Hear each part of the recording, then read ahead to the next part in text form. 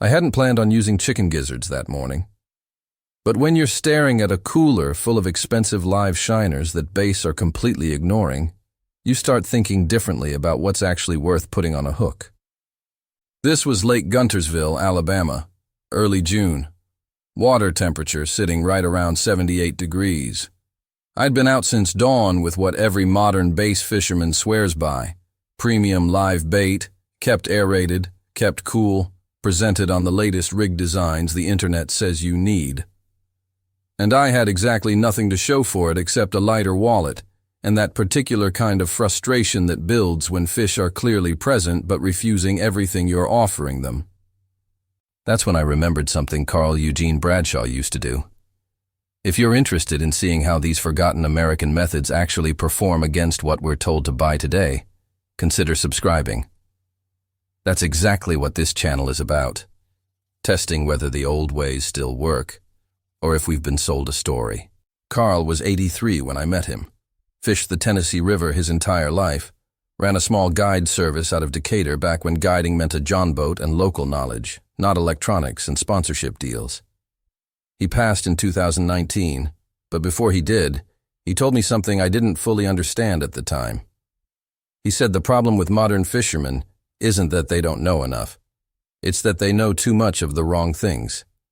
They'll spend $40 on live bait and completely ignore what's sitting in the meat counter for 50 cents a pound. Chicken gizzards.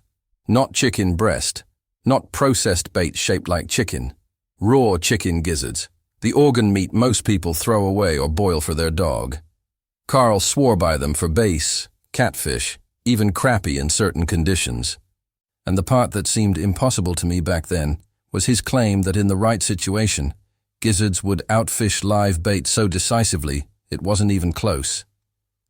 I pulled into a gas station just off Highway 79, walked inside, asked if they had any fresh chicken gizzards. The woman behind the counter looked at me like I'd asked for something illegal, but she checked the back, came out with a small foam tray, maybe half a pound, marked at 60 cents. I paid, walked back to the truck, and sat there for a minute just looking at this dark, red, dense organ meat that smelled exactly like raw chicken, because that's exactly what it was. The texture is firm, almost rubbery when it's fresh. You cut it into strips about the size of your thumbnail, maybe a little bigger if you're going for catfish. For bass, smaller is better. The blood content is high, the scent immediate. It doesn't dissolve in water the way some commercial baits do. It stays on the hook through multiple casts, even aggressive retrieves. I rigged 3 rods. First one kept the live shiner, fished under a slip cork about 4 feet down near a submerged brush pile. Second rod got a Senko-style soft plastic, Texas rigged, because that's what everyone says works in heavy cover. Third rod got a gizzard strip, maybe 3/4 of an inch long, hooked once through the thickest part on a 3 circle hook. No weight, no cork, just a slow sink through the same water column where the shiner was getting ignored. I cast all 3 into the same general zone, a long point that dropped from 6 feet to about 14, scattered wood, some coontail moss starting to grow in patches, the kind of spot that should be holding fish. The Senko hit bottom. The shiner just sat there doing what shiners do, looking nervous, flashing occasionally. The gizzard started sinking, spinning slightly as it dropped, putting out that scent trail Carl always talked about. Nothing for the first 15 minutes. I recast the gizzard twice. The shiner stayed untouched. The Senko got checked once, maybe, hard to say. Then the third cast with the gizzard. Right as it cleared the lower edge of that brush pile, the line just stopped. Didn't pull, didn't run. Just stopped mid-sink like the bait had hit a submerged log. I waited. Carl's rule. Give it 5 full seconds before you move. Let the fish confirm what it thinks it found. On second 4, the line ticked left. Not much, just enough. I lifted the rod tip gently, felt weight, set the hook. 2-pound largemouth. Not a trophy, but clean, healthy, and the first actual fish of a morning that had been completely dead until that moment. It had the gizzard halfway down.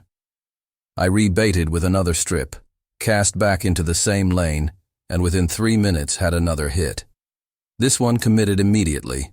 3.5 pounds, thick across the shoulders, Post-spawn female starting to feed heavily again. Same water, same structure, same shiner sitting 5 feet away, still being ignored. I want to be clear about what happened next, because this is where it either sounds unbelievable or it doesn't. Over the next hour and 40 minutes, I caught 9 bass on chicken gizzard. The largest went just over 5 pounds. The smallest was about 1.25 pounds.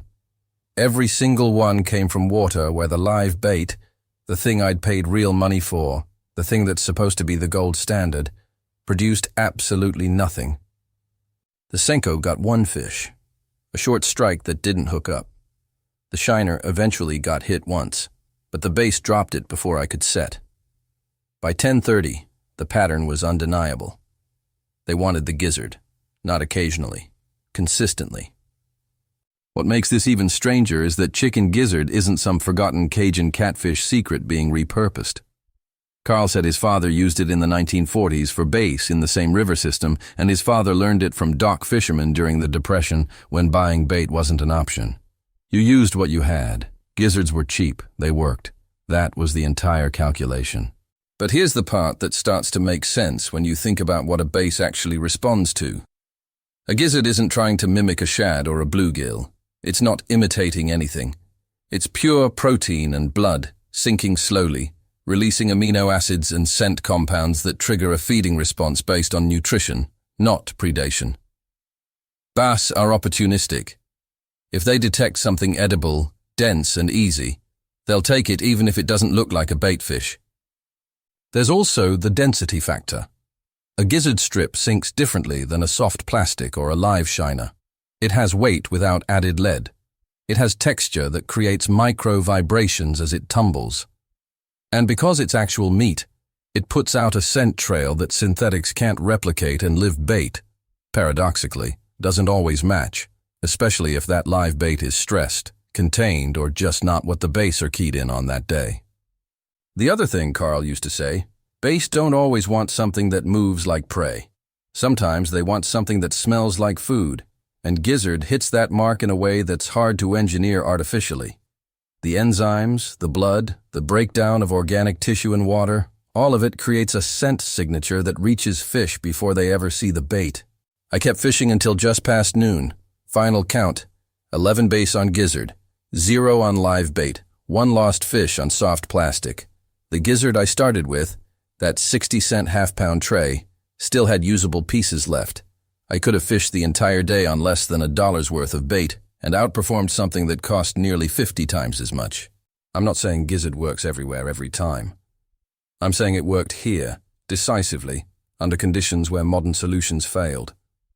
And that raises the question Carl always came back to. How much of what we're told we need is actually necessary, and how much of it is just newer? Because here's the reality. That gizzard didn't come with packaging that promised results. It didn't have a pro angler's face on it. It didn't get promoted in a tournament or featured in a magazine. It was just meat, cheap, effective, and completely outside the system that tells us what fishing is supposed to look like now. I thought about Carl on the drive back. He used to say the best fishermen he ever knew were the ones who never had money to waste on trends. They figured out what worked because they had to. And what they figured out in many cases still works. We just stopped asking them. 11 fish. One morning. 60 cents. If you value practical testing like this, or if someone once showed you a method that didn't come from a catalog, I'd genuinely like to hear that story. Consider subscribing if this kind of honest comparison matters to you. And tell me, what's the simplest thing that ever worked for you when nothing else did?